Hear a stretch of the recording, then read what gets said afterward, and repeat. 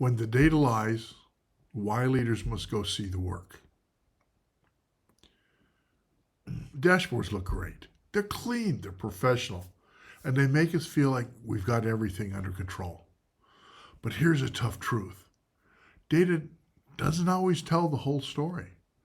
Sometimes the data is wrong.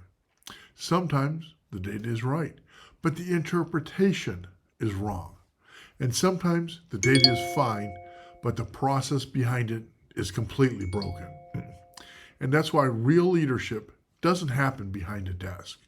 It happens where the work occurs, where decisions actually become reality. The biggest problem, and I mean the granddaddy of them all, is this.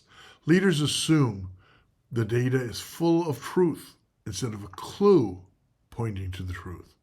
Dashboards are convenient, they're fast, they're clean, but they're dangerously incomplete when you don't physically confirm what's happening on the floor. Data is almost always created upstream by people under pressure to hit a target. Targets shape behavior. Behavior shapes data, and that's how reality can get distorted. Hard facts. McKinsey says 70% of operational KPIs are misinterpreted at the front line. MIT Sloan says that nearly half of all shop floor metrics are manually adjusted because the system doesn't reflect the real workflow. What does this mean? The spreadsheet is only as honest as the process that feeds it. Here's a story. I once visited a plant where the dashboard proudly showed 98% on-time delivery.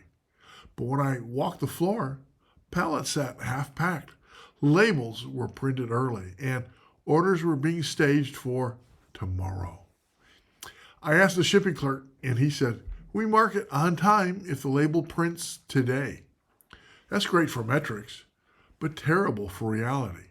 When leaders don't physically see the work, they end up managing a cartoon version of the truth. So what's the biggest symptom? The clearest sign that the data is misleading you is when leaders make decisions that confuse or frustrate the people doing the work. When operators say, "Where are they getting these ideas?" When supervisors say, "Nobody asked how these things really work," that's your symptom. Here's a couple examples. Cutting labor because productivity looks high when the line is barely holding it together.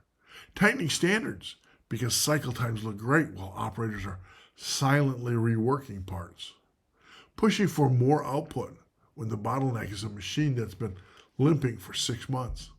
Celebrating a green dashboard while employees joke, if only they actually walked out there. When decisions don't match reality, it's not incompetence, it's distance. Here's an analogy. Your GPS says you're fine, you're right on time. The reality is you're stuck behind a tractor and 3 cows having a family meeting on the road. The dashboards don't see the cows. So what do most people do to try to fix the problem? When leaders feel like something's off, they usually respond by throwing more data at the data.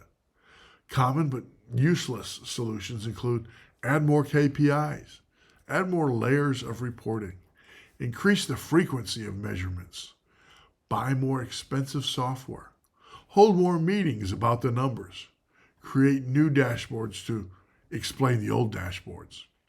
It's the operational equivalent of putting on more and more pairs of eyeglasses, hoping it'll fix your vision. Numbers become clearer, but reality doesn't. So why do those solutions rarely work? These solutions fail because they treat data quality as the root problem when the real issue is process understanding. You cannot fix a broken process by adjusting the way you report on it. That's like adjusting your bathroom scale because you don't like the number. Reason A, data frequently is a lagging indicator. By the time it hits your dashboard, the issue has already happened. Reason B, data capture nuance. It doesn't show workarounds, wasted motion, or the tribal knowledge holding the whole operation together. Reason C, data without context creates false confidence. Numbers give you the illusion of certainty, even when the story behind them is incomplete. Let me give you a real example of why walking the process matters.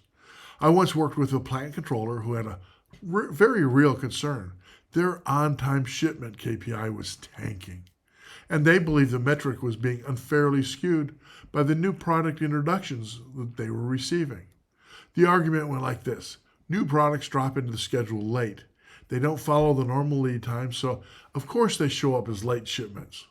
So let's remove them from the KPI calculation. Now, removing part of the data might make you feel better, but it doesn't fix the reality. So I didn't accept that answer. Instead, I went to the floor. I talked to the planners. I sat with scheduling, and I traced how new product orders actually entered the system. Then I talked to R&D, the group creating those new products and dropping in the orders. And here's what we discovered. R&D wasn't giving the facility full and appropriate lead time, not because they were negligent, but because no one ever showed them the downstream impact. Once we walked the entire process together, a simple change happened. R&D adjusted the timing of their order drops. The plant got the lead time it needed, and suddenly the KPI stabilized with zero data manipulation. The data wasn't wrong. The plant wasn't underperforming. The process was misaligned. But we never would have known that had somebody not physically walked the process end to end. The one thing that actually moves the needle: go to Gemba. If you take nothing else from this video, take this. Get out of the office. Go to the Gemba, the place where work actually happens. Here's what that actually looks like. It can be, let's walk the entire process, not the PowerPoint version, the real version. Ask employees real questions. What slows you down? What doesn't make sense? What wastes your time? And what would you fix first? Observe behavior, not just the results. Watch how people adapt. Watch the workarounds. That's where the truth lives. Compare what you saw to the dashboard claims. Where the two don't match, that's your opportunity.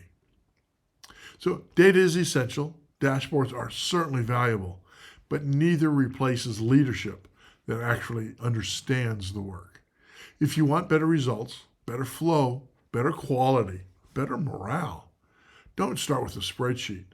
Start with your shoes. Go see the work. Because hope is not a business strategy, and neither is managing from your conference room.